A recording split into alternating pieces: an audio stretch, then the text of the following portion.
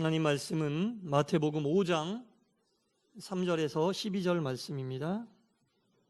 마태복음 5장 3절에서 12절 말씀입니다.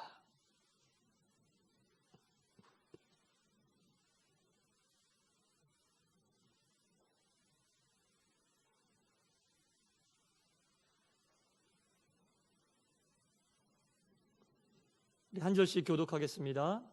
심령이 가난한 자는 복이 있나니 천국이 그들의 것이며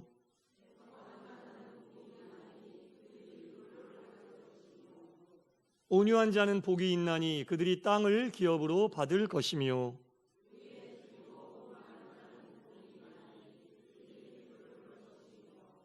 긍휼히 여기는 자는 복이 있나니 그들이 긍휼히 여김을 받을 것이며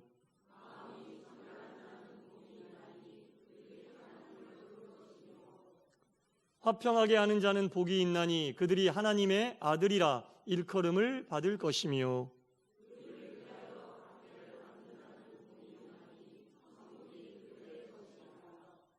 나로 말미암아 너희를 욕하고 박해하고 거짓으로 너희를 거슬러 모든 악한 말을 할 때에는 너희에게 복이 있나니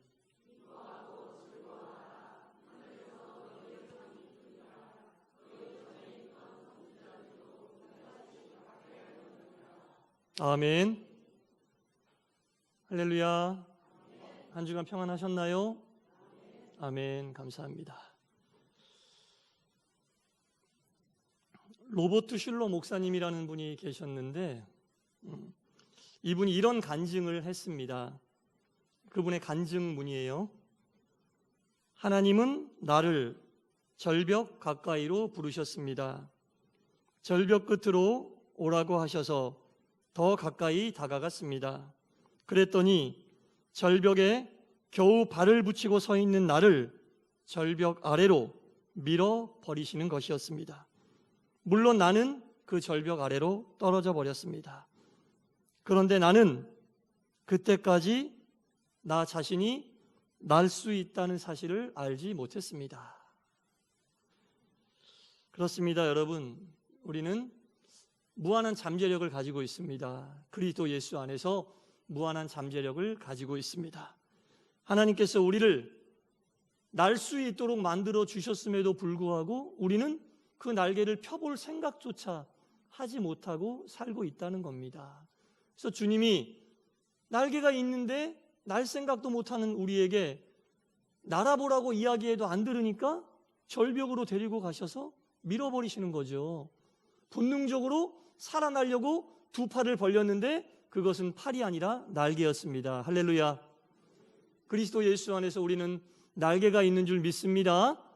여러분들에게 어려움이 오고 힘든 일이 온다는 것은 주님께서 날아봐라, 너는 날개가 있다 라고 보내시는 사인입니다, 여러분. 그래서 우리가 날 수 있는 그리스도 예수의 날개가 있음을 한순간도 잊지 마시고 나는 날 수 있다, 날 수 있다, 항상 이 가능성을 가지고 주께 영광 돌리시기를 간절히 축원합니다. 예, 여러분 다 날개 보이는데 저는 제 날개도 보이세요? 아멘. 감사합니다. 우리가 오늘 읽었던 마태복음 5장부터 7장까지를 우리는 산상수훈 또는 산상설교라고 합니다. 예수님께서 제자들에게 산에서 주신 설교, 산에서 주신 말씀이다, 그런 뜻이죠. 예. 근데 이 산상설교가 의미가 있는 이유는 공생애를 시작하신 예수님께서 주신 설교 가운데 체계적으로 기록된 본문이 다 나와 있는 설교로서 의미가 있는 거예요. 설교 본문 전체가 다 나와 있는 거예요. 예수님께서 주셨던 설교들이 많이 있지만 다른 설교들은 전부 다 함축적이고 한 줄 내지는 두 줄로 그 예수님의 그 의중이 들어가 있습니다. 예를 들면 마태복음 4장 17절에 회개하라 천국이 가까운 눈이라, 한 줄로 딱 끝나버리는 거예요. 그러면 우리가 그 말씀을 듣고 은혜를 받습니다. 그런데 마태복음 5장부터 7장까지 나오는 산상설교, 산상수훈은 설교의 풀 버전이 다 나와 있는 거예요. 그래서 이 마태복음 5장부터 7장을 읽으면 예수님이 주셨던 설교의 원문을 여러분들은 그대로 읽으시는 겁니다. 그래서 오늘은 예수님이 주신 이 귀한 산상설교, 산상수훈에 대해서 자세히 살펴보고 은혜를 나누도록 하겠습니다. 근데 예수님께서 주셨던 설교의 풀 버전이 나와 있는 이 산상설교의 처음의 시작을 우리 주님은 복으로 지금 시작하고 계십니다. 복이 굉장히 중요하다는 얘기죠. 여러분 복 좋아하세요? 저만 좋아하는 것 같은데. 복 좋아하십니까? 아멘, 좋아하시죠. 그러니까 예수님도 복으로서 설교의 문을 열고 계시는 거예요. 창세기에 보면 우리 하나님께서 인간을 지으시고 가장 먼저 해주신 말씀이 우리에게 복을 주신 거예요. 그리고 생육하고 번성하라고 말씀하신 거예요. 이 말씀이 무슨 말씀이십니까? 인간은 하나님의 뜻대로 창조된 인간은 하나님의 창조 질서에 의해 합당한 모습으로 살기 위해서는 하나님이 주시는 복을 받아야만 가능하다라는 말씀을 하시는 거예요. 하나님이 주시는 복을 받아야 하나님의 뜻대로 창조된 인간이 하나님 보시기에 아름다운 삶을 살 수 있다는 겁니다. 오늘 하나님의 복이 여러분들에게 가득 임하시기를 축원합니다.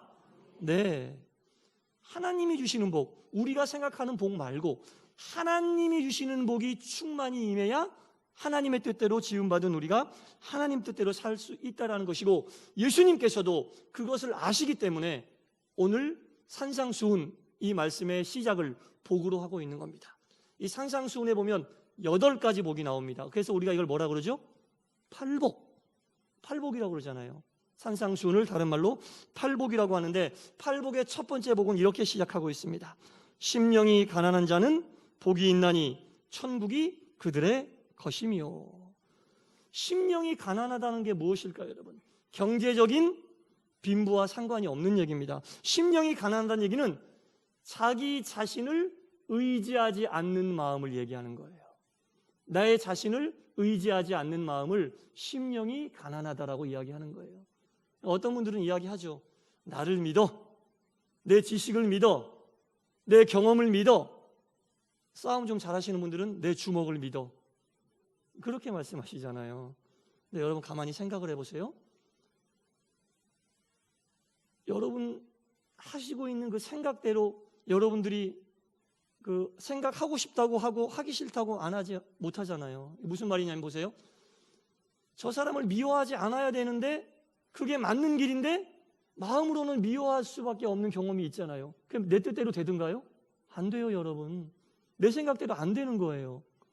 내가 이것만큼은 반드시 지켜내야 되는데 어떤 상황에서는 지킬 수 있지만 내 마음으로는 그걸 받아들일 수 없는 그런 상황이 있잖아요. 그러니까 여러분 뭐예요? 나라고 생각할 수 있는 내 생각, 나라고 생각할 수 있는 내 마음도 내 뜻대로 안 되는 거 아닙니까? 그런 나를 믿고 살라고요? 얼마나 그게 앞뒤가 안 맞는 말이에요? 아니 내 생각도 내 마음대로 못하고 내 마음도 내 마음대로 못하는데 그런 나를 믿고 살라고요? 그게 좀 앞뒤가 안 맞는 말이 어디 있어요? 심령이 가난하다는 얘기는 이런 나를 알고 심령이 가난하여 내 자신을 의지하는 마음을 버리는 자들에게는 복이 있다고 그랬어요. 하나님께서 예수님께서 심령이 가난한 자는 복이 있나니 천국이 그들의 것입니다. 예, 천국이 그들의 것입니다. 하나님을 의지해야지 내 자신을 의지하고 사는 사람은 거꾸로 말하면 천국을 얻을 수 없다는 얘기잖아요. 여러분, 내 자신을 의지하고 믿고 사는 게 정말 어리석은 사람입니다. 여러분, 다른 건 다 차치하고 내 마음도 내 마음대로 못하는데 그런 나를 내가 믿고 산다니요. 여러분, 심령이 가난한 자, 내 자신은 믿고 사는 게 아니라 하나님을 창조하신, 나를 창조하신 하나님을 믿고 사는 사람에게 복이 있고 그들에게 천국이 임한다는 예수님의 말씀이 첫 번째 복이라는 겁니다. 팔복 중에 첫 번째 복, 내 자신을 의지하지 않고 사는 자, 내 자신을 의지하지 않고 사는 자. 두 번째는 애통하는 자는 복이 있나니 그들이 위로를 받을 것이다. 여기서 애통한다는 얘기는요, 정말 가슴이 찢어지도록 처절하게 아주 눈물을 흘리고 괴로워하는 모습을 이야기하는 거거든요. 근데 이 애통은 중요한 게 있어요, 여러분. 누구 앞에서 애통하는 모습을 보이느냐, 이게 중요한 거예요. 애통은 내가 어디에 가서 누구 앞에서 애통하느냐가 굉장히 중요한 거예요. 힘들고 어렵고 괴로운 일이 있어서 나를 위로해 줄 만한 사람을 찾아가서 애통하면 그 순간은 잠시 위로받을 수 있을지 모릅니다.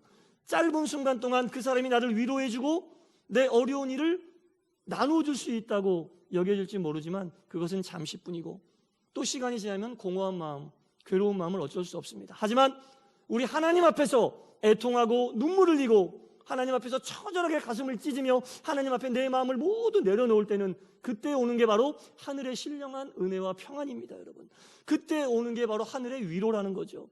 우리가 사람의 위로로는 우리의 삶이 온전해질 수 없습니다. 하지만 하나님의 위로는 세상 사람들이 만들어줄 수 없는, 세상이 줄 수 없는 평안과 위로가 바로 거기에서 임한다는 겁니다. 여러분, 진실한 애통은 하나님 앞에서 애통할 때 그 위로가 우리에게 임하는 줄 믿습니다. 그런 애통하는 자들이 복이 있다고 말씀하셨어요. 애통하는 자는 복이 있나니 그들이 위로를 받을 것이요. 이 위로는 하늘의 위로를 얘기하는, 하나님의 위로를 얘기하는 겁니다. 평안을 너에게 주노라. 세상이 줄 수 없는, 세상에 알 수도 없는 평안이 바로 하나님 앞에서 애통하는 자에게 임하는 복이라는 겁니다. 세 번째로, 온유한 자는 복이 있나니 땅을 기업으로 받을 것이요. 여기서 이 온유라고 하는, 프라우테스라고 하는 헬라어의 원뜻을 보면 야생동물이 가지고 있는 와일드한 습성을 얘기하는 거예요. 온유하고 좀 안 맞는 것 같죠? 야생동물이 가지고 있는 와일드한 습성을 나타내는 단어를 왜 온유라고 번역을 해 놓았을까? 여러분, 서커스 혹시 보신 적 있으세요? 네, 저도 본 적 있습니다. 서커스 보면 호랑이도 나오고 곰도 나오고 사자도 나오고 맹수들이 나오잖아요. 근데 이 사나운 맹수들이 누구 앞에 서면은 작아집니까? 조련사, 사육사 앞에 서면 작아지는 거예요. 이 온유가 야생동물의 와일드한 습성을 나타내는 단어인데 하나님 앞에서 말씀으로 조련되면 세상 더할 수 없는 온유한 사람이 되는 거구나, 그런 뜻이에요. 여러분, 우리는 하나님 앞에서 하나님 말씀으로 조련될 때만 진정한 온유한 사람이 될 수 있어요. 인간의 습성은 정말 조변석계, 한순간도 어찌 될지 모르는데 하나님 말씀으로 훈련받고 말씀으로 조련받고 말씀으로 우리가 양육되어지면 세상에 볼 수 없는 온유한 사람이 그때 나타나게 되는 거예요. 타고난 천성으로 온유한 사람도 언젠가는 뭐라고 그래야 되죠? 완전치 않은 모습을 보이게 되지만 하나님 말씀으로 정말 와일드한 내가, 정말로 어떤 와일드한 천성을 가지고 태어난 내가 하나님 말씀으로 조련되어지고 하나님 앞에서 내가 말씀으로 훈련되어지면 세상 더할 수 없는 온유한 사람이 그때 만들어지게 된다는 겁니다. 그런 온유한 사람이 복이 있나니, 그 온유한 사람이 어떤 복을 받습니까? 땅을 기업으로 받는다고 했습니다. 여기에서 땅은 부동산의 땅이 아닙니다.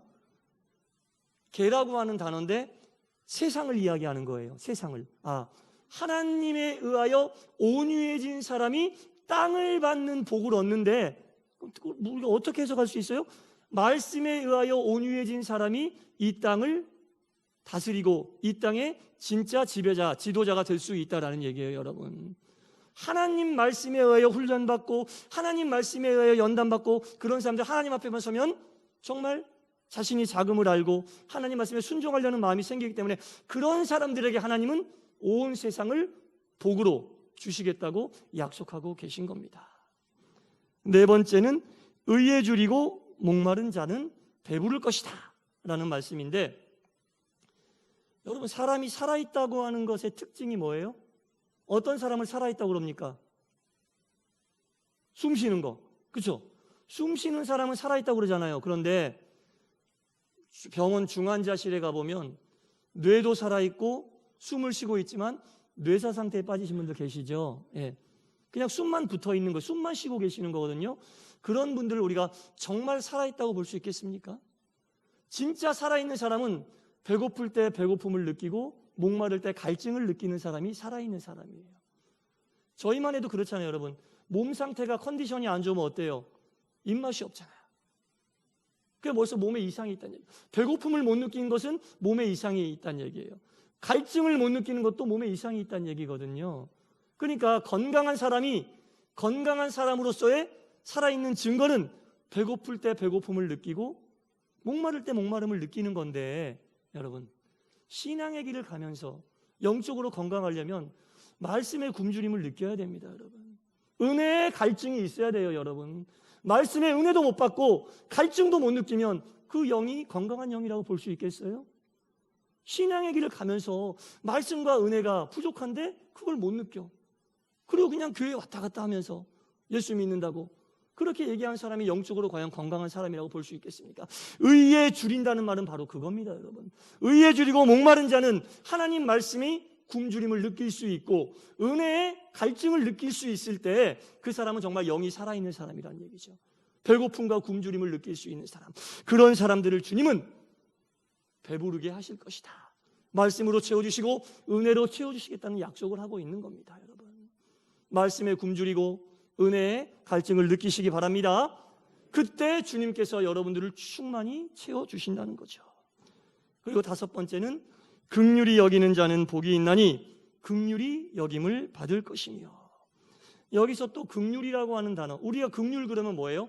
어떠한 상황이나 사람을 보고 불쌍히 여기는 마음, 측은히 여기는 마음을 긍휼이라고 그러거든요. 근데 긍휼이라고 쓰인 엘레오라고 하는 이 헬라어 단어의 뜻은 생각이 아니라 행동이 강조된 단어예요, 여러분. 불쌍한 사람을 보면 불쌍히 여기는 마음을 뛰어넘어서 그 사람에게 무언가를 실제로 나눠주는 것, 어려운 상황에 가면 그 상황을 보고 측은한 마음을 갖는 게 아니라 실제로 그 상황의 해결을 위하여 무언가를 도와주는 것, 이러한 의미가 강한 단어가 바로 오늘 본문에 나와 있는 긍휼이라고 하는 단어입니다. 우리 주님은 긍휼을 베푸는 것에 대해서 생각에서 그치지 말라고 말씀하고 계시는 거예요. 네가 정말 긍휼을 베풀고자 하는 마음이 생겼다면 바로 행동으로 옮겨라. 그런 긍휼을 네가 베풀 때 네가 긍휼을 받을 상황이 되면 너에게도 똑같은 긍휼이 임하게 될 것이다. 긍휼히 여기는 자는 긍휼히 여김을 받을 것이요. 생각에서 멈추지 말아라. 행동으로 추진하고 이루어라. 그래야지 너도 똑같이 긍휼히 여김을 받을 수 있을 것이다 라고 주님이 말씀하고 계시는 거죠. 여섯 번째, 마음이 청결한 자는 복이 있나니 하나님을 볼 것이며. 이 마음이 청결하다는 것을 우리가 결벽증 정도로 오해하면 안 됩니다. 결벽증은 그 마음과 몸을 깨끗하게 하려고 하는데 왜 깨끗하게 하려는지 이유를 몰라요. 그냥 병적으로 그렇게 하는 거예요.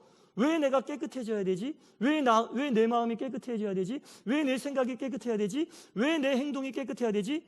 왜 그래야 되는지도 모르고 병적으로 그냥 그렇게 하는 거예요. 그런데 오늘 본문에 나오는 마음이 청결하다는 것은 내가 왜 깨끗해야 되는지를 알고 하나님 앞에 내 모습을 섰을 때 내 마음이 깨끗하지 않으면 하나님을 만날 수 없다는 것을 알고 그 마음을 깨끗하게 하려고 하는 사람을 얘기하는 거예요.